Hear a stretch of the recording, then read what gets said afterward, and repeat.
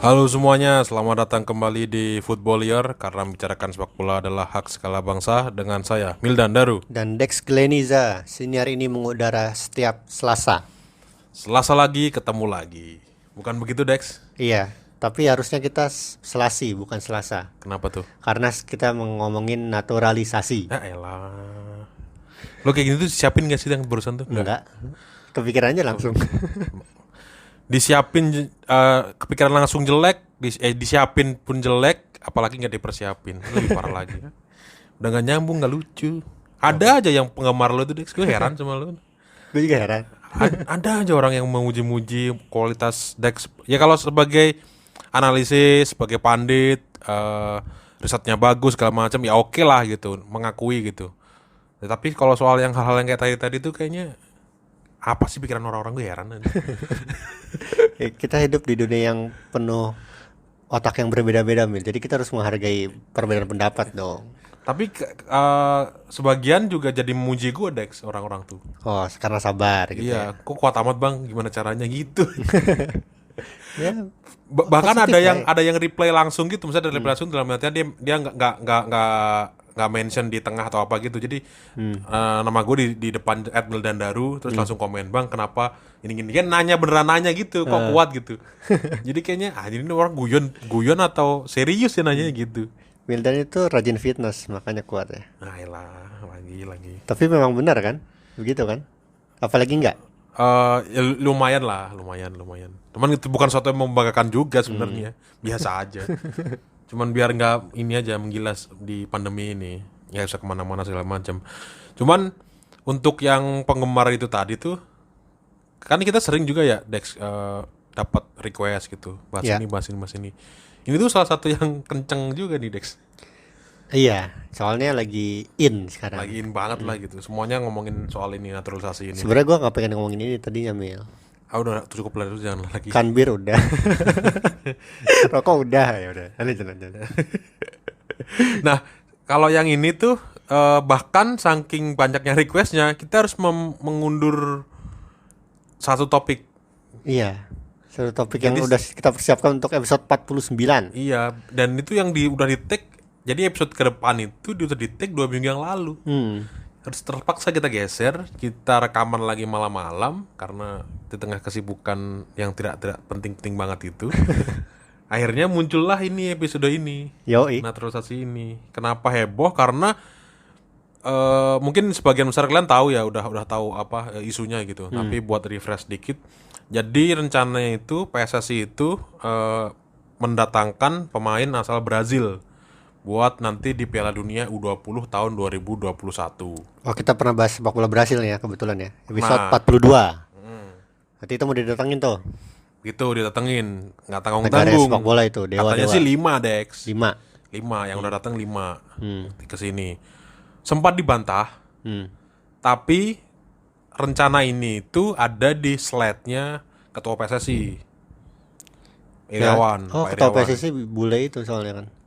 Dia bikin ini presentasi waktu ada di acara di IDN Times IDN, kalau IDN Times.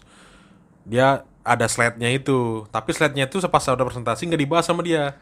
Itu tulisannya apa? Cara-cara apa? Cara-cara luar biasa Oh, akan luar biasa. ditempuh. Kok gue tadi kepikiran rahasia sih. Cara-cara luar biasa ditempuh. Nah, dia ada 3 foto di situ dan duanya itu cocok dengan nama yang udah datang ke Indonesia.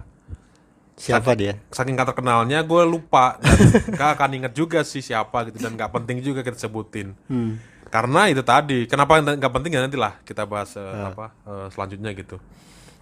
Dan kalau dipikir-pikir tuh Dex, selama kita nonton timnas itu ternyata itu kalau dihitung-hitung tuh udah lebih dari 30 pemain Dex.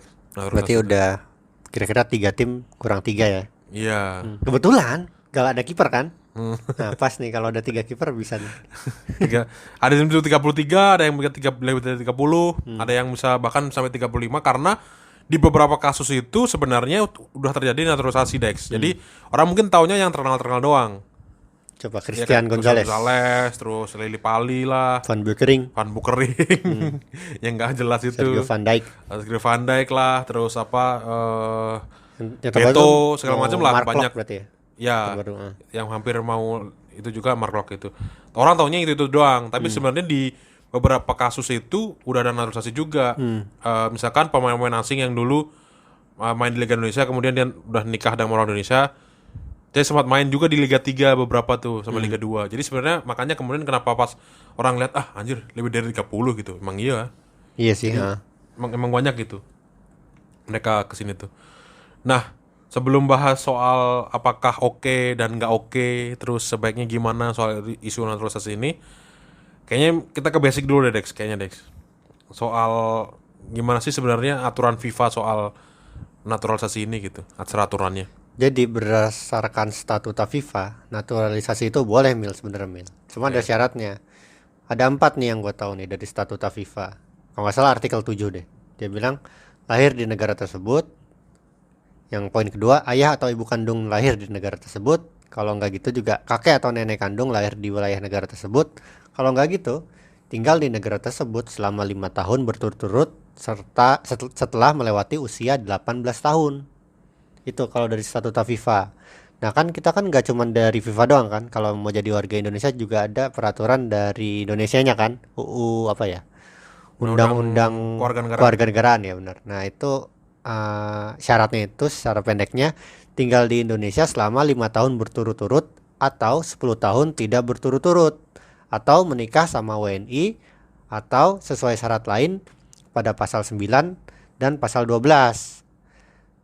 Apakah syarat lainnya itu? Ternyata ada banyak Mil, dan gue males bacainnya. Tapi ini ada celah nih di pasal 20 nih Mil. Apa tuh? Pasal 20 katanya warga asing yang berprestasi atau berjasa pada negara bisa mendapatkan paspor Indonesia jika belum memenuhi syarat-syarat yang tadi di atas itu. Nah biasanya itu yang jadi alat tuh, suka dipakai buat ya udah kita kan butuh atlet berprestasi, dia kayaknya udah berjasa untuk Indonesia, makanya dipercepat bisalah kayak gitu. Cara-cara yang tadi pasal 20 itu. Nah biasanya sebelumnya ini naturalisasi itu jadi akal-akalan klub buat registrasi pemain, soal pembatasan pemain asing kan. Kita kan suka ada tuh. Nah ini gue mau nanya nih Mil sama lo Mil, kalau pemain asing itu kan suka dibatasin ya di liga ya, mungkin 3 pemain 4 pemain gitu, bahkan gak di Indonesia doang. Nah tapi kalau di Indonesia perlukah, karena kita udah banyak 30 tadi kan pemain asing yang dinaturalisasi. Lebih dari 30. Nah, perlukah kita ada aturan juga soal pemain naturalisasi? Misalkan pemain naturalisasi dibatasin lah 3 aja gitu, atau 4 atau berapa. Nah, ini pandangan gue soalnya gini. Apakah kita mau membeda-bedakan pemain naturalisasi itu kita anggap sebagai pemain Indonesia atau pemain luar yang jadi pemain Indonesia gitu. Jadi kita kayak apa, rasis sebenarnya atau gimana? Diskriminasi, bukan rasis sih, sorry. Kalau dari gue sih sebenarnya agak susah ya aturan ini untuk dibuat ya, karena di banyak negara nih gue belum tahu sih, belum nemu kayaknya ya, entah ada apa enggak ya soal aturan ini. Tapi ya secara administrasi dokumen di kertas sebenarnya dia ya udah dia orang Indonesia aja sebenarnya ya gitu. Jadi kalaupun ada aturan itu mungkin itu ada aturan luar biasa aja, kayak kebijakan-kebijakan khusus dari entah dari ketua PSSI apa segala macam itu. Tapi ide itu juga bisa dipertimbangkan juga sih Des, kalau menurut gue sih. Kenapa nggak kepikiran ya gitu ibaratnya. Ya maksimal 1 lah misalkan gitu. Regulasi pemain naturalisasi berarti. Karena ya berbahaya juga kan kalau tiba-tiba dia mendatangkan semua pemain naturalisasi. Karena ada celah tadi yang lo bilang tadi kan, celah di undang-undang kan bilang kalau ya meskipun dia nggak tinggal 5 tahun berturut-turut atau dia nggak tinggal selama akumulasi 10 tahun, tapi dia dianggap berjasa gitu. Dan dianggap berjasa kan ini kan siapa yang menganggapnya gitu kan, ibaratnya gitu. Gak ada acuan jelas. Kuat-kuatan sponsor kasarnya gitu ibaratnya ya. Benar. Sponsor tuh ya bukan berarti kotor uang atau segala macem, tapi sponsor tuh bisa jadi juga perjuangannya untuk itu gitu. Melobi ini, melobi itu, presentasi ke sini, presentasi ke situ. Nah, itu yang butuh biaya sebenarnya. Karena butuh tenaga kan. Nah, itu yang kemudian klub kadang rela untuk mengeluarkan uang dengan jadi tanda kutip sponsor tadi, karena dia dapat keuntungan. Dia dapat pemain dengan kualitas asing tapi nggak mengurangi jatah pemain lokal. Berarti lo nggak memungkiri bahwa pemain asing itu lebih berkualitas daripada pemain lokal? Oh iya, ya kalau nggak kenapa klub-klub mau bayar mahal kan? Ya gue setuju juga sih, pemain naturalisasi ya awalnya karena pemain asing jadi ya perlu diregulasi juga. Sebenarnya mungkin ada solusinya kali ya. Jadi kalau gue lihat sih ini untuk peraturan ya. Klub itu jangan terlalu ambisius lah Mil. Kalau kompetisi. Jadi jangan sampai ngelupain ngembangin pemain lokal. Habisnya kan kalau kita lihat klub-klub di Indonesia tiap awal tahun seperti yang lo bilang di episode kapan ya? Awal tahun pasti targetnya tuh juara gitu.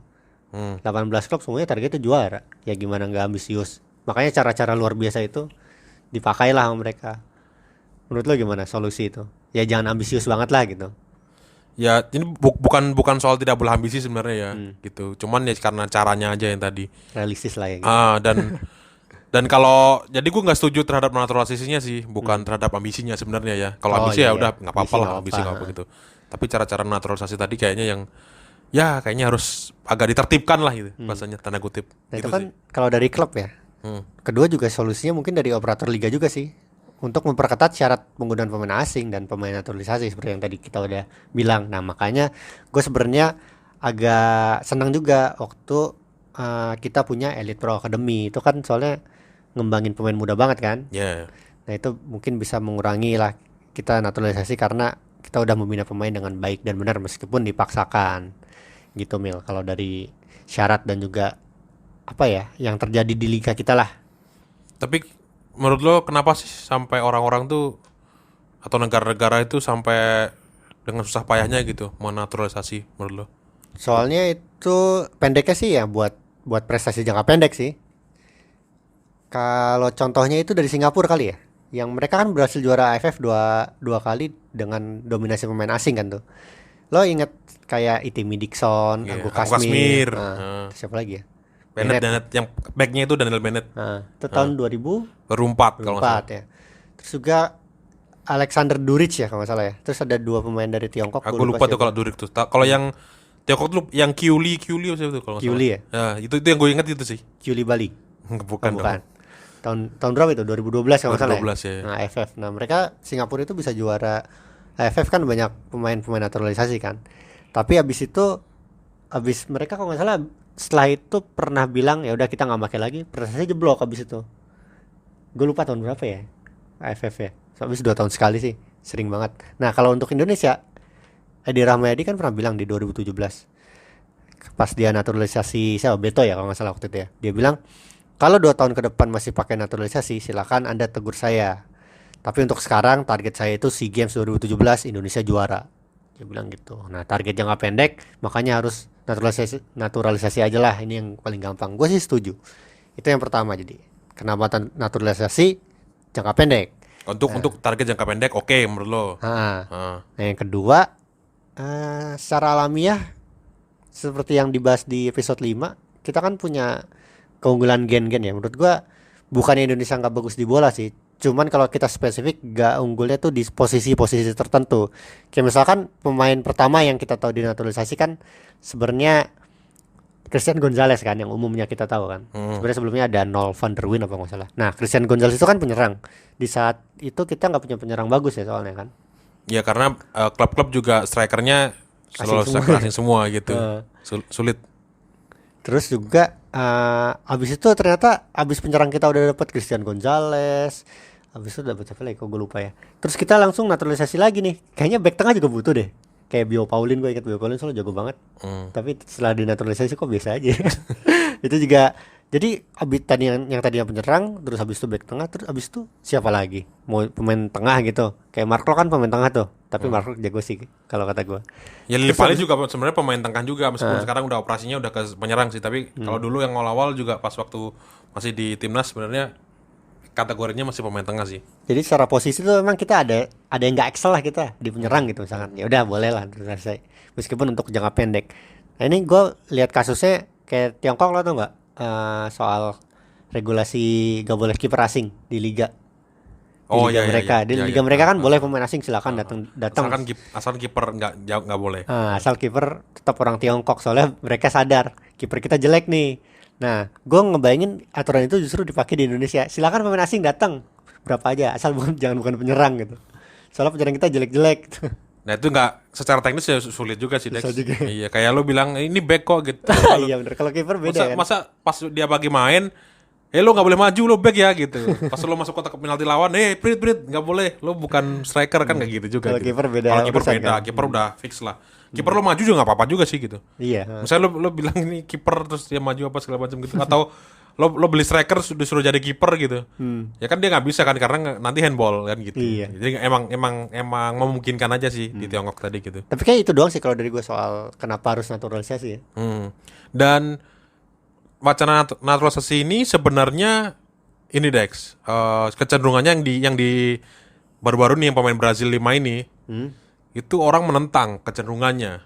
Jadi secara umum tuh timeline kalau gue lihat itu tuh menentang, semua orang ogah-ogahan segala macam gitu.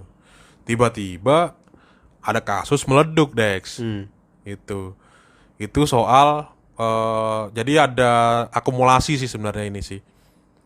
Jadi Kartu kuning. tiba-tiba enggak, ini akumulasi kelakuan aja sih. Akumulasi kelakuan. Jadi masih ingat dulu nggak yang kasus Mini Cooper? Ada Tahu. pemain membelikan kekasihnya Mini Cooper. Beliin pacarnya Mini Cooper. Dihujat netizen. Padahal gue nggak tahu alasan mereka hujat tuh ngapain gitu. Orang dia duit dia gimana gitu. Orang pemain Liga Inggris juga pada beli mobil-mobil bagus biasa-biasa aja, nggak ada yang ngaruh apa. Mungkin mereka nggak maunya Mini Cooper karena inginnya Mickey gaul. Elah. Jadi kurang pergaulan Tapi mungkin. Itu kan aneh ya.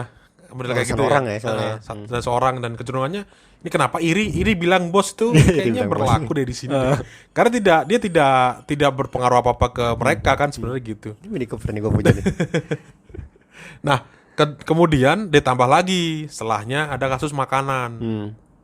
Soal kasus makanan ini berarti pemain setelah TC itu training center waktu Sintayong datang itu pada story makanan kayak lagi makan soto lah, ada yang lagi beli apalah gitu, dan makan sehari-hari aja, itu makanan dia sehari-hari. Selama hidupnya itu dia makan itu juga gitu. Dan kita pun gitu ya. Sama kayak makanan kita gitu. Itu bukan hal aneh, bukan hal yang gimana juga. Tiba-tiba dipermasalahkan gitu. Dipermasalahkan rame. Dan karena rame, tiba-tiba pemain jadi fight back. Jadi kayaknya karena dibully ya. Karena kecenderungannya ini jelek banget sih Dex menurut gue sih. Ini bukan sekedar kritik sih, udah kecenderung ke bullying sih menurut gue ya. Karena kata-kata yang dipakai lah apalah segala macam, sampai bahkan orang-orang terdekatnya disasar juga gitu. Pas gue lihat di komen kan ada tagnya pacarnya apa segala macam gitu kan. Lihat lah anjir kenapa ikut juga. Tipikal banget anjir. Iya makanya maksudnya ini kan pribadi ya gitu. Kemudian dibawa-bawa gitu, aneh-aneh juga sih. Nah model-model kayak gini kemudian yang mendorong tadi naturalisasi tadi, dianggapnya karena wah udahlah kalau kayak gini pemainnya nggak bisa jaga makanan, kelakuan nggak beres, pacaran doang, malah beli-beli mobil mewah, udah pemain naturalisasi aja lah ini yang dicepat-cepat gitu, gara-gara itu. Dan kayaknya aneh juga gitu karena pas waktu gue ini agak melenceng dikit ya dari topik yang utama gitu. Habis itu langsung gue WA dokter tim Liga Indonesia lah. Sebenarnya kita mau dia sebagai narasumber tapi dia takut. Oh iya. Jadi nggak jadi. Jadi terus dia bilang, kan gue nanya kan soal apa kasus inilah gitu. Gue ngomong sama dia dan kesimpulan yang bisa kusajiin meskipun nggak boleh kutip adalah sebenarnya makanan yang kalian lihat kelihatan berbahaya tadi itu tidak semengerikan itu kok gitu sebenarnya ya gitu.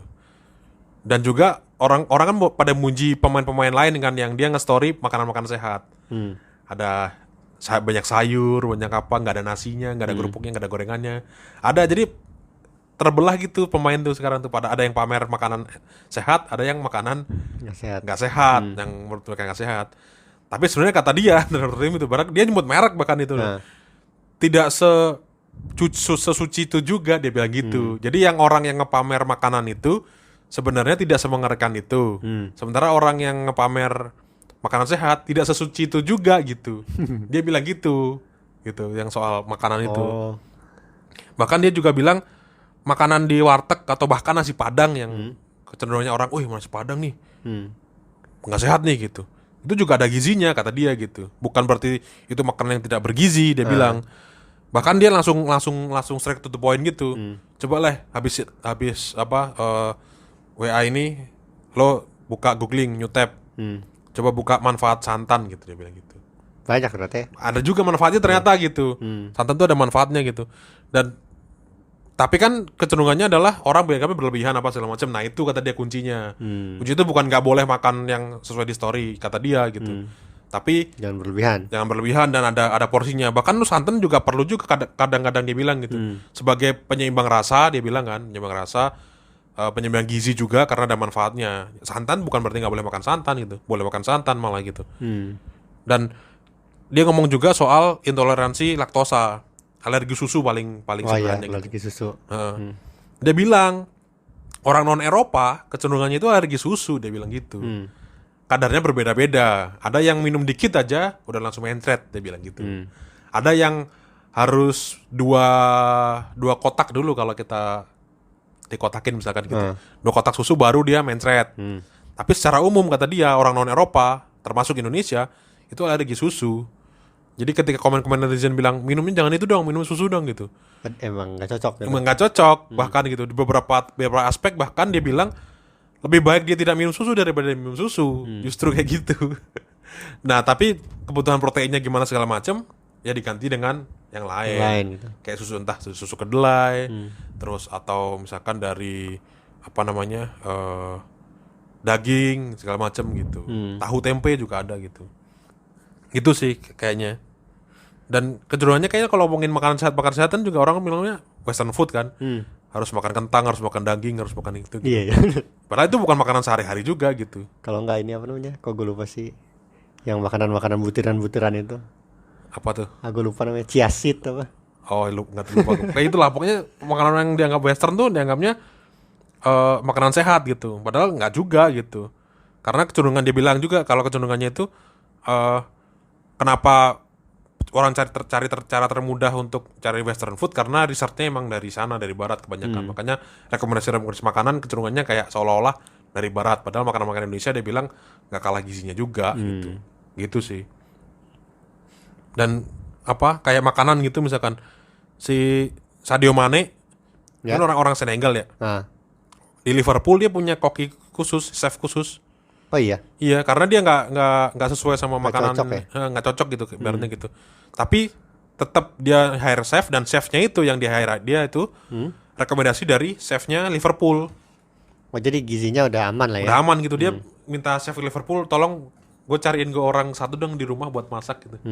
Jadi dia secara rasa dia cocok, terus habis itu secara ini manfaat gizi juga aman gitu. Jadi sebenarnya itu tadi kalau jasa makanan apa segala macem ya hujatan-hujatan orang-orang tadi itu nggak membuatnya jadi udah pro naturalisasi aja lah gitu. Nggak, ternyata kondisinya sekompleks itu gitu.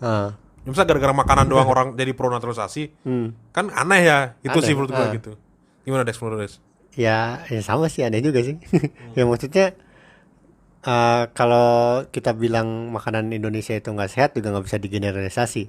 Terus juga kalau gue bilang tergantung pola latihan juga. Kalau misalkan ada orang yang demen makanan sehat tapi latihannya taruhlah skornya 1 gitu, dia cuma dapat manfaat +1 kan. Tapi kalau dia makanan yang gak sehat taruhlah itu -2 jadinya kalau diskorin gitu, tapi dia latihannya getol banget jadi bisa +4, jadi dia bisa dapat akumulasinya +2 kan. Lebih baik. Jadi gak benar-benar tergantung makanan doang, banyak faktor lain lah kalau untuk performance mah. Dan itu juga dealnya yang sering-sering kalau coba kritik gitu, tapi kayaknya belum disampaikan orang-orang deh. Ya kayak ketika dia over makan, berarti dia membayarnya kemudian di latihan. Latihan, gitu. Iya kayak gitu. Penilaiannya adalah bukan lo makan apa, tapi lo bisa apa. Seharusnya yang fair menurut gue sih itu. Bener. VO2 max harus sekian pemain itu. Terus untuk massa otot harus sekian, kadar lemak maksimal sekian. Itu kan yang adil ya. Iya. Nah, cara mencapainya apa? Macam-macam. Ada yang secara alamiah metabolisme tubuhnya sangat bagus. Ketika orang makan apapun jadi otot. Makan apapun nggak gendut gitu, karena metabolismenya super gitu. Ada orang-orang kayak gitu kan. Jadi nggak masalah juga kan secara atlet kan gitu. Secara sprint, batas kecepatan minimal sprint lo aman. VO2 max aman, ya udah kan, apa yang dipermasalahkan kan gitu sebenarnya. Cuman kan nggak emang bener nggak semua pemain itu punya metabolisme yang bagus. Makanya menjaga makanan juga juga salah satu syarat untuk itu. Tapi yang dinilai adalah bukan lo makan apa, tapi Lo ngapain habis itu ya? lo bisa apa Lo bisa gitu. apa. Ketika dia cupu dan makanan jelek ya nggak apa-apa gitu. Dalam artian nggak apa-apa tuh. Oh ya lo nyalahin karena makanannya gitu. Tapi ketika dia main bagus banget, kemudian tiba-tiba dia ada makan yang aneh-aneh, masa lo masih menyalahin makanannya sih? Ya Gitu enggak sih. juga sih. Atau kita salah memberi standar mungkin, Bang. Bagaimana menurut lo? Soal standar ya. Nah, Ya itu juga ada kutipan-kutipan juga tuh Dex yang bilang setelah banyak lika-liku ini soal pemain-pemain ini ada yang kasus lah, dianggap kasus padahal sebenarnya bukan kasus-kasus amat, yang bikin kasus netizen juga sih tadi yang soal Mini Cooper tadi, soal makanan gitu. Kutipannya, ternyata selama ini yang salah bukan PSSI ya itu, tapi pemainnya oh gitu katanya. gitu. Kutipannya kayak gitu. Enggak setuju gua. Lo Jelas gimana? sesat, ini pernyataan sesat menurut gue sesat gitu.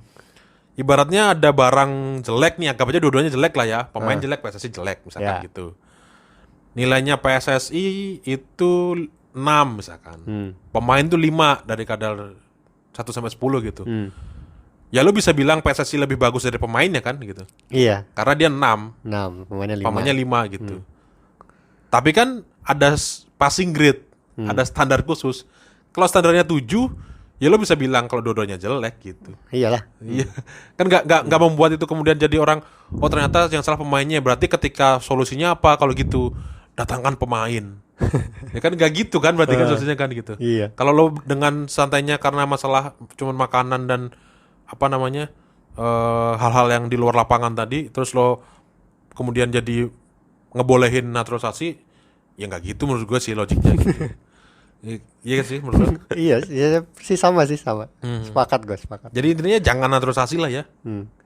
Nah, tapi kenapa juga jangan? Kan tadi kan kita udah bahas kenapa harus naturalisasi. Sekarang gue mau nanya juga kenapa jangan, Wil? Tapi gue lihat sih emang kalau naturalisasi itu dinilai emang program malas sih, program instan lah gitu. Ya kayak tadi kan buat jangka pendek gitu. Terus juga kalau gue lihat sih kita emang harus bisa ngatur talenta juga sih sebagai negara. Kalau lo ingat ke yang angkatan ke Uruguay itu misalkan siapa? Samsir Alam ya. Iya. Itu sedih banget ya, SAD soalnya. Itu kan lo bayangin kalau mereka sukses semua gitu, kita nggak perlu naturalisasi kan, soalnya ada kayak Samsir Alam, Ferdinand Sinaga, Titus Bonai, Patrick Wanggai gitu-gitu kan. Nah ini gue mau nanya, ada berapa talenta yang kelewat karena PSSI gagal melakukan kontrol dan manage talenta itu. Andaikan mereka bisa memanage dan mengontrol talenta itu, ya mereka dapat generasi emas tuh sebenarnya banyak. Ya kita aja jelek berarti manajemennya gitu. Terus juga ya kenapa jangan naturalisasi, supaya kita fokus ke pembinaan usia dini. Terus juga ini yang lebih penting nih, yang kalau nggak salah episode kita sama Amal yang episode berapa sih itu 2 atau 3 ya, itu kita fokusnya ke partisipasi bukan prestasi. Dari tadi kan kita ngomongin prestasi kan, PSSI bisa apa, Indonesia bisa juara apa. Ini gue soalnya ingat sampai ada impres ya Mil, instruksi presiden nomor 3 tahun 2019 soal percepatan prestasi sepak bola Indonesia. Di situ pemerintah ikut campur banget ke prestasi timnas gitu. Padahal menurut gue yang harus dibenahi ya grassrootsnya, gimana orang-orang bisa main bola dengan baik gitu di usia-usia kayak kita, usia-usia anak-anak, usia-usia tua juga lapangan-lapangan ada banyak ya. Habis itu prestasi bakal mengikuti gitu sih kalau kata gue. Lagian Indonesia lolos Piala Dunia U20 itu kan karena bonus tuan rumah ya. Iya, jadi tuan rumah. Kenapa Indonesia main itu bukan karena dia jago, karena dia tuan rumah, bukan karena dia menang di atas lapangan, tapi karena dia menang bidding, menang administrasi itu. Sama kayak Qatar di 2022 berarti kan? Bener gitu. Yang nggak pernah Jadi Piala Dunia. ibaratnya itu adalah cara instan Indonesia untuk main di Piala Dunia U20. Ya masa sih kita ngasih combo gitu, Combo dengan instan. pemain naturalisasinya instan juga gitu. Cari pemainnya pakai cara-cara instan gitu. Wong kalau misalkan kita bikin Indomie aja gitu, ya minimal lo udah bikin Indomie, udah bikin mie instan, ya kasih deh telur sama sayur biar sehat gitu. Iya. Jangan kemudian lauknya ikut instan-instan juga, gitu maksud gua tuh. Jadi jangan, ya kalau combo satu udah lah, udah acara instan tuh tadi tuh pakai tuan rumah, ya masa ditambah instan lagi gitu. Tapi Piala Dunia U20 emang segengsi itu apa menurut lo? Enggak lah. Coba deh, ini fair-fairan. Coba sebutkan 2 juara Piala Dunia U20 terakhir. Ukraina ya? Satu lagi, 2 terakhir. Nggak tahu deh. Gue juga nggak tahu. Karena apa? Nggak bergengsi. Tapi coba dibalik. Tahu nggak juara Piala Dunia? 2 tahun terakhir, 3 tahun terakhir, 4 tahun terakhir, 5 tahun terakhir. Bahkan kalau lo dikasih waktu buat ngingat-ngingat ya, lo mungkin akan ingat Piala Dunia pertama yang lo tonton apa, juaranya siapa, terus setelahnya tahun berapa, juaranya siapa. Karena sangat bergengsi Piala Dunia itu, Piala Dunia senior ya gitu. U20, siapa yang peduli Dex gitu. Jadi kalau ngomongin soal kebanggaan tuh ini nggak worth it lah gitu ibaratnya gitu. Lagian kalau ngomongin kelompok umur yang nggak bergengsi tadi juga, misalkan kita dapat pemain tuh, itu nggak mungkin kelas A. Naturalisasi maksudnya. Naturalisasi. Kenapa? Ya pasti kalau main kelas A main di negara sendiri lah. Iya pasti lah. Iya. Kayak Ansu Fati gitu. Udah gitu ya kita nggak dapat kelas A. Nggak jaminan juga kita dapat kelas B. Iya kan? Iya. Siapa tahu kelas B-nya jadi cadangannya mereka, jadi national pool-nya mereka, atau mereka berpikir aku nggak mau pindah warga negara, gue masih pengen warga negara sini karena kesempatan untuk main ke Eropanya lebih tinggi lah apa segala macam gitu. Iya benar. Jangan-jangan kita masuk kelas C atau D atau E gitu. Pemain yang datang tuh udah pasti dijamin bukan kelas A, pasti. Tapi bukan kelas A itu juga bukan berarti jaminan dia kelas B. Jadi separah itu gitu. Kalau mau datengin juga Dex. Dan ibaratnya kalau udah naturalisasi, ada 5, biasanya ada 11 pemain, 5-nya naturalisasi. 2-nya keturunan oke lah, nanti kita debatin bisa lah. Tapi naturalisasi yang terjadi ini kan yang pure, yang orang datang dan nggak tahu apa-apa soal Indonesia bahkan gitu. Tiba-tiba Indonesia itu dia apa kasih ya? paspor, lo main bro, kasih paspor, cepret gitu. Kan gitu modelnya kan. Lo tau Guam nggak? Tahu. Oh tahu, kebetulan tahu. Ya kayak gitu, orang nggak tahu Indonesia apa itu. Iya makanya gitu. Terus sudah datang kasih paspor suruh main gitu. Kalaupun menang, bayangin nggak bangga Dex rasanya Dex. Lo cari apa sih? Gitu kita menang, ternyata lo hasil 5-nya itu pemain naturalisasi, nggak bangga. Iya. Itu kalau menang, menang nggak bangga lo. Menang. Kalah, malu. Iya, kalah malu gitu. Jadi separah itu gitu. Dan kalau lo tadi bilang soal jangka pendek, itu kan ada Singapura. Singapura, terus ada lo kayaknya kelewat tadi soal Filipina. Oh Filipina ya. Filipina kan jangka pendek juga naikin prestasi timnasnya gitu. Kenapa mereka kayak gitu? Karena mereka nggak ada hype-nya. Basket mereka soalnya. Mereka basket banget, negara-negara basket banget. Nggak ada orang yang peduli sama bola. Makanya mereka pakai naturalisasi gitu. Nah sementara di kita, masa iya sih masih butuh hype? Hype-nya udah tinggi ini. Udah tinggi lagi ke langit Dex, hype-nya ya. Buzzer kita. Iya, hype-nya tuh tinggi langit. Nggak perlu kita nambahin pemain naturalisasi itu untuk bikin sepak bola Indonesia jadi lebih hype lagi gitu. Justru dihujat malah. Iya, makanya kan gitu. Terus kayak apa lagi misalkan contoh negara sukses kayak Belgia yang berhasil jadi nomor 1 FIFA, peringkat FIFA. Kan dia pakai blueprint tuh. Ya. Mencetak pemain terbakat gitu. Yang lahir pemain hebat gitu. Terus atau misalkan ambil contoh negara paling terdekat lah, kalau Belgia kejauhan terlalu susah diraih, Vietnam. Kenapa kemudian Vietnam bisa juara AFF dan berprestasi di AFF? Itu karena program mereka sendiri gitu. Wah keren, karena komunis bukan? Enggak. Mungkin ada ngaruhnya kali ya. Cuman itulah intinya, mereka mengandalkan talenta lokal juga aman-aman aja gitu, ibaratnya gitu. Kenapa mereka bisa dapat pemain hebat? Bukan karena mereka beli tanda kutip tadi gitu. Tapi mereka mencetaknya itu gitu. Dan iya sih, ya. Ini nggak usah ngomongin kebanggaan deh, ini ngomongin soal teknis aja deh. Jadi ketika udah Piala Dunia U20, terus kita pemain-pemain naturalisasi, kan gak ada jaminan juga mereka kemudian akan setia membela Indonesia kan gitu. Ya karena mereka datangnya secara instan. Tapi beda cerita kalau misalkan kita pemain-pemain negeri sendiri gitu yang udah berlatih-latih dan ingin main di Piala Dunia, punya mimpi segala macam gitu, itu kesempatan berharga buat mereka gitu. Iya sih. Ya kemudian kalau para pemain tadi berlomba-lomba pengen masuk timnas, pengen main di Piala Dunia, otomatis mereka kan kerja keras Dex ya. Nah di kerja keras tadi itu meskipun yang nggak kepilih tadi, tetap ada bonusnya. Bonusnya apa? Mereka sudah bekerja keras untuk berlatih, gitu. Tapi ketika lo udah jaminan udah 5 pemain naturalisasi, ngapain gue latihan lagi orang?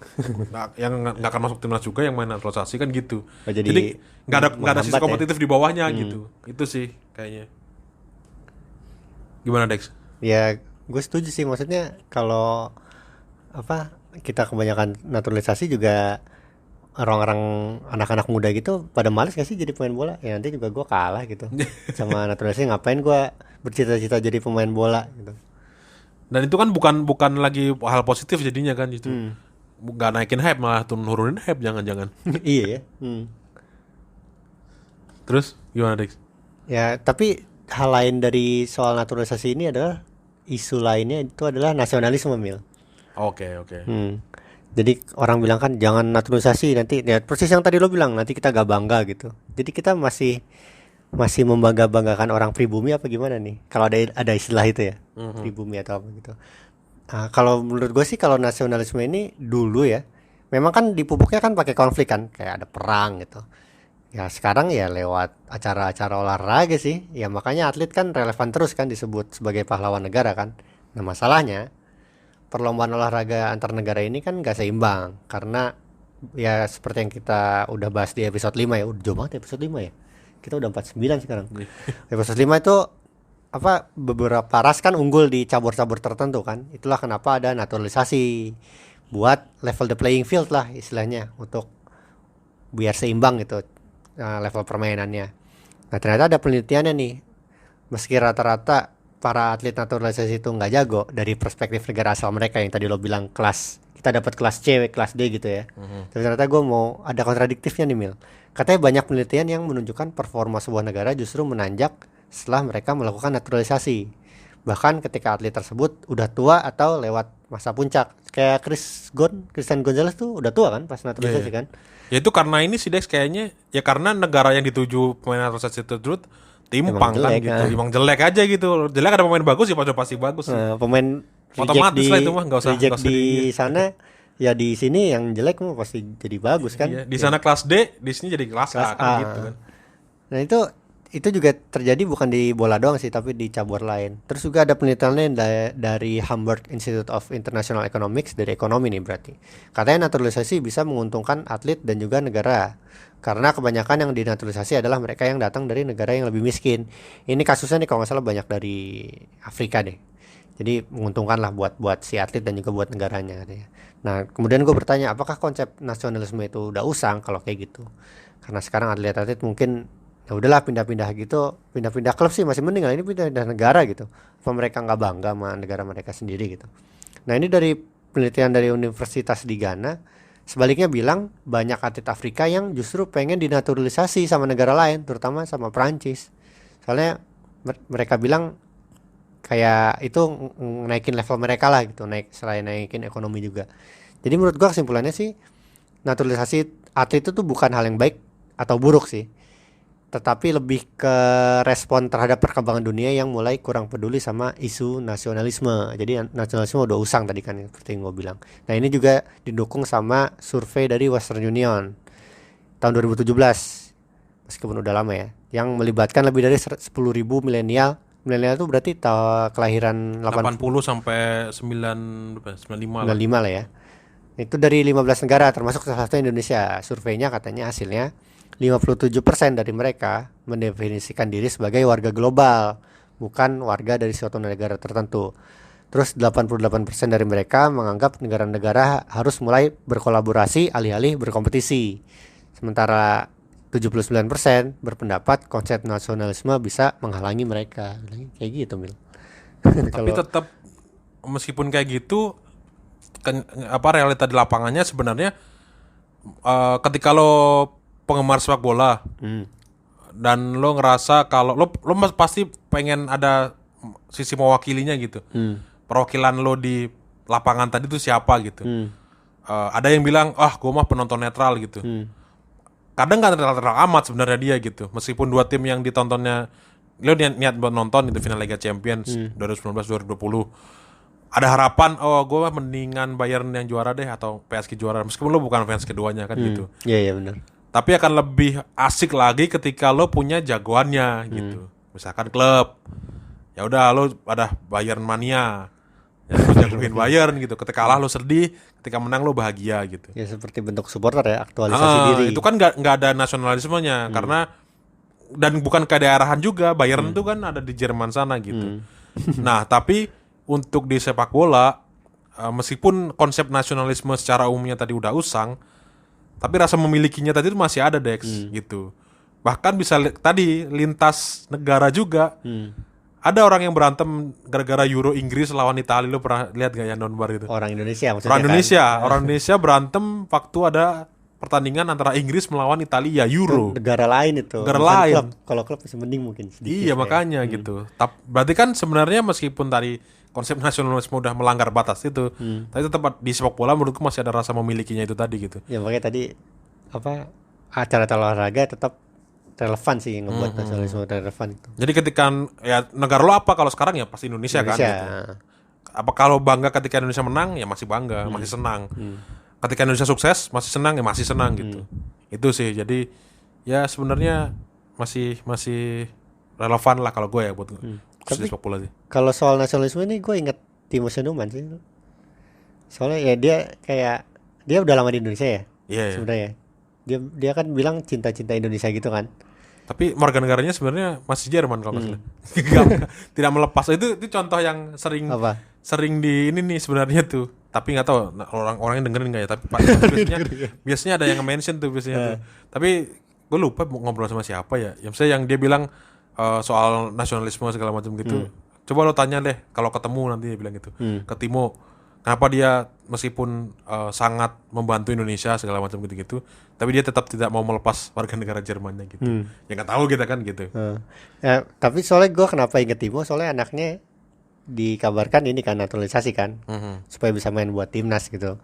Ya gue rasa sih soalnya nggak ada urgensinya sih. Ya kita sama sekarang kalau ngomongin pemain sama pelatih gitu, kita pelatih asing udah banyak kan. Apa kita perlu menaturalisasi? Nggak perlu kan ya, pelatih asing pun bisa membela Indonesia di timnas kita gitu sebagai pelatih. Nah kalau menurut gue sih naturalisasi itu sebenarnya oke aja sih Mil. Cuman emang harus disusul keberhasilan jangka pendek, misalnya ya kayak juara Piala AFF kayak gitu, atau juara SEA Games, Asian Games gitu. Dan juga abis itu dibarengi pembinaan jangka panjang, yang kayaknya kalau pembinaan tuh butuh duit sama waktu kan. Jadi bakal panjang lah gitu, nggak kayak tadi jangka pendek. Kecuali ya Indonesia mau terus-terusan naturalisasi. Nah kalau salah satu dari dua target itu, target jangka pendek ataupun jangka panjang itu nggak tercapai, nah kita harus kritis Mil. Harus mulai mempertanyakan lah, untuk apa sih sebenarnya naturalisasi ini di Indonesia, kenapa dilakukan terus gitu. Jangan-jangan emang cuman buat ngakalin peraturan pemain asing doang. Kalau beneran gitu, kalau menurut gua apa nggak mending naturalisasi pengurusnya aja ya? Gitu kan udah kan ya. Ketua PSSI kita kan bule. Oh iya. Ini juga yang mainstream juga kan, udah naturalisasi pengurusnya aja gitu. Udah ada ketua PSSI kita bule kok. Nah cuman untuk pengurus-pengurus kayak gitu sebenarnya ya oke juga sih, orang yang qualified. Dan gue sih nggak peduli ya isu soal ditangani oleh orang asing. Kalau pelatih kita pelatih asing. Iya benar. Iya kan. Mau mendaki-daki kayak gimana kita juga. Prestasi 91 juara SEA Games pelatih asing. Iya makanya. Butuh orang asing ya udah gitu, nggak apa-apa juga sebenarnya. Apalagi kalau misalnya pengurus tuh dalam artian posisi-posisi strategis, misalkan direktur kompetisinya, misalkan dari sekjennya lah, terus atau direktur tekniknya. Nah kalau direktur teknik gue ada contohnya nih. Malaysia, lo tau nggak direktur tekniknya itu namanya itu Peter de Roo. Orang mana tuh dia? Orang Belanda. Jadi dia direktur Malaysia, dia ya sebenarnya Malaysia prestasinya lumayan oke lah di dia. Jadi perak SEA Games 2017, runner up AFF U19 2017, runner up AFF lagi 2018, peringkat 3 AFF U16. Nah, tapi pernah juara AFF U16 2019. Si Peter de Roo ini di Malaysia, dia Dirtek. Cuman ada kasus gagal juga Dirtek juga di Singapura ya, si Peter Sablon itu yang pernah kita bahas. Oh iya. Di episode apa ya? PSSI ya, episode 40 kalau nggak salah ya. Berarti nggak jaminan juga kan? Nggak jaminan juga. Ya, karena sepak bola kompleks, nggak sederhana itu kok gitu. Cuman gue sih pernah dapat kasus lain dari ini sih. Pernah ngobrol sama pengurus, gue lupa pengurus GBK zaman dulu.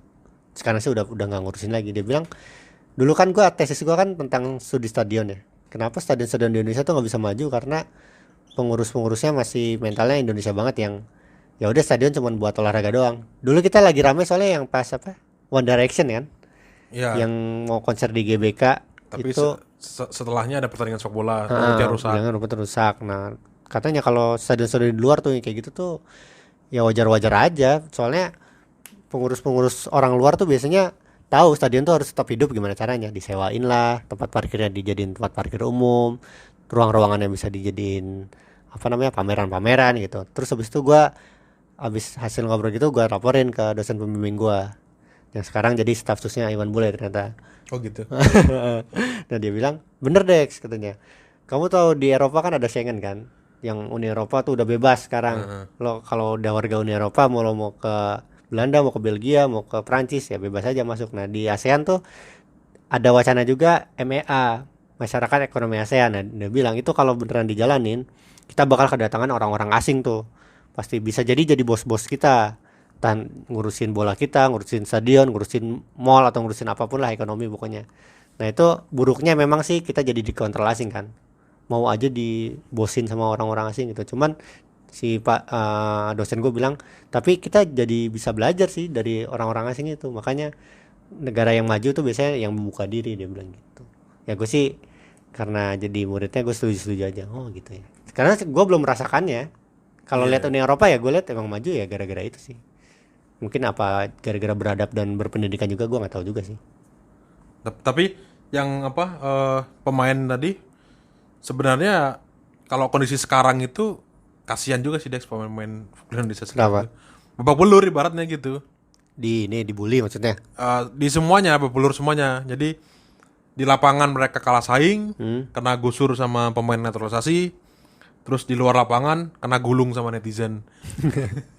Kan kasihan gitu maksudnya. Jadi kondisinya mungkin karena nggak ada liga juga ya, jadi kayaknya butuh saling hantam apa segala macam gitu. Dan gue sih menganggap kepercayaan kepada pemain Indonesia ini udah ada di tahap, kalau di internet ya, itu udah di tahap yang mengkhawatirkan sebenarnya. Bukan berarti pembelaan terhadap pemain timnas harus istimewakan, nggak boleh dikritik segala macam, nggak gitu juga.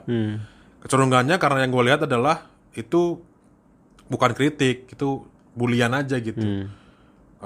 Misalkan dia soal makanan gitu. Beberapa pemain kan mereka melawan balik tuh, justru digodain. Jadi justru sengaja ngepost makanan-makanan nggak sehat. Padahal belum tentu juga dia makan itu sehari-hari kan gitu, ibaratnya gitu.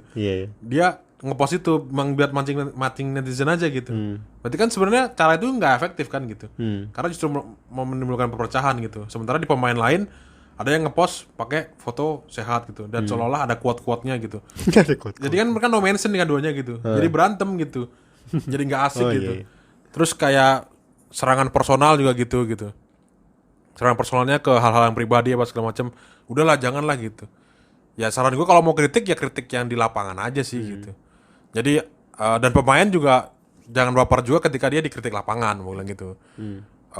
Lo ngerasa lo jago banget tapi di lapangan lo bilang lo adalah pemain yang goblok, ya udah nggak apa-apa gitu. Asalkan menurut gue ya batas antara wajar itu adalah di lapangan tadi. Di luar lapangan udah bukan urusan lo lah gitulah, nggak usah diurusin lah gitu. Kecuali dia melanggar hukum, dia merugikan negara, merugikan masyarakat gitu, ya udah jangan gitu. Masalahnya di 2020 ini di bulan apa nih sekarang, Agustus, ya kita nggak ada performa di atas lapangan ya. Iya makanya ya udah yang dinilai itu gitu. Ketika lo jago biarin aja kok. Johan Cruyff itu rokok kemudian minum bir setelah dia juara, ya udah gitu kan ibaratnya gitu. Meninggal juga kanker paru-paru. Ya makanya ketika lo salahin dia gitu, ketika nggak juara aja gitu, nggak juara terus lo goblok-goblokin, ya udah goblok-goblokin aja. Menurut gue gitu sih. Lo hajar aja gitu. Tapi ya itu tadi, dia pemain bola, lo hajarnya di mana? Lo sebagai fans lagi main bola, lo hajarnya di mana? Hajarnya di bolanya tadi, lapangannya tadi gitu. Lo katain ketika dia gagal nendang, dia blunder bahkan, itu blunder yang dianggap manusiawi, terus lo kata-katain, nggak apa-apa menurut gue gitu. Tapi lo di luar lapangan biarin aja lah gitu. Dan itu kan berjalan secara alami sendiri kok gitu. Karena secara makanan tadi yang gue bilang tadi kan, yang soal makanan, itu hal yang kompleks gitu, bukan sederhana lo harus makanan bagus apa segala macam gitu. Makanya kan saran gue kan ke yang sempat tweet gue dibahas rame banget tuh, di capture di mana-mana. di capture di mana-mana Dex, dimasukin Instagram lah, di apalah gitu. Yang gue bilang, ini saran nih buat para pemain. Lo mau makan aja, bebas, nggak usah pikirin soal netizen gitu. Cuman kalau lagi makan nggak sehat, jangan di capture. sorry, jangan dimasukin story. Tapi kalau lagi makan sehat, masukin story. Itu aja sih gitu. Karena nanti yang nilai lo kalau lagi gitu udah ujung-ujungnya juga lapangan juga gitu. Percuma lo posting sehat-sehat, mainnya jelek gitu. Ya kan percuma juga gitu berarti. Tapi kan kalau lo mau tenang, hidup tenang gitu segala macam, apa sih susahnya untuk nggak ngepost makanan nggak sehat gitu. Apalagi sekarang juga lagi susah ya, hidup ya. Jangan ditambahin susah lah ya gitu. Aduh gue lagi susah nyari makanan, harus makanan sehat, mahal lagi gitu. Iya. Kecenderungannya juga gitu. Pokoknya gue ngerasa kecenderungannya tuh kecenderungan ke bullying tadi gitu. Ya karena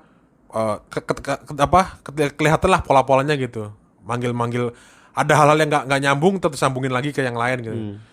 Bagus ya ada pemain Liga Champions Eropa lagi apa gitu. Bagus ya nggak kayak si ini misalnya cuma beli Mini Cooper gitu. Nah kan aneh kan itu lo nggak nyambung gitu. Terus dipanggil Lord gitu kan. Lo kita semua tahu ya apa anak bola di internet kalau ada pemain dipanggil Lord bukan karena dia jago banget. Iya. Karena dia aneh dan dibully. Gitu. Jadi menurut gue itu nggak oke lah gitu. Makanya apalagi sekarang ada naturalisasi kan gitu. Makanya jangan kemudian lo jadi berpihak untuk ya udah singkirin aja main lokalnya lah, main naturalisasi semua lah gitu. Terus apa bangganya lo sebagai timnasnya gitu. Itu sih Dex kayaknya Dex. Jadi apa sikap kita nih kalau banyak Kalau naturalisasi? lo apa soal naturalisasi? Kalau gue buat jangka pendek sih gue setuju sebenarnya. Gue selalu setuju karena banyak penelitian juga. Ini boleh gue ini nggak bantah lagi ya? Ini gue mau membantah penelitian gue sendiri bahkan. Makanya ya. Tapi itu kan sikap secara umum. Tapi pada kenyataannya di atas lapangan mana prestasinya kagak ada. Jadi gue anggap ya udah nih nggak berlaku lah buat Indonesia lagi gitu. Dan kalaupun prestasi jangka pendek, apa sih misalkan juara Asia, Piala Asia U19, atau juara Piala Dunia, nggak mungkin juga juara Piala Dunia, berprestasi di Piala Dunia U20 misalkan gitu. Dua-duanya kan kelompok usia umur ya, di mana tujuan utama kelompok umur adalah soal pembinaan. FIFA, AFC bikin liga kelompok umur tuh emang buat pembinaan gitu. Jadi ya masa ada pembinaan lo nggak manfaatin tuh pembinaannya gitu. Jadi kan harusnya lo bisa ngegodok pemain dulu lah, terus lo evaluasi di nanti apakah pemain-pemain yang lo godok tadi di sistem yang lo bikin, entah dari Elite Pro Academy lah, dari training center jangka panjang lah gitu, apakah dia perform apa enggak gitu. Tesnya di mana? Tesnya di event realnya tadi gitu. Ternyata gagal, dievaluasi lagi. Berarti ada yang salah dengan akarnya kita. Kita evaluasi. Nanti di next event lagi kita pasang lagi pemain-pemain yang digodok tadi. Masih gagal lagi, evaluasi lagi kan gitu. Kalau lo berharap nggak masak nih, bingung kan gitu-gitu, tiba-tiba udah beli jadi aja lah gitu makanannya gitu. Ya lo kapan taunya kalau lo jago masak apa enggak kan gitu. Iya. Dan lo nggak akan belajar masak ketika lo beli mulu itu sih. Atau kita kan banyak slack sekarang. Ya nggak sih? Ya banyak slack antar pemain gitu, netizen gitu. Mungkin gara-gara program kita namanya Garuda Slack. Ya udahlah, sekian dari kami. Terima kasih sudah mendengarkan.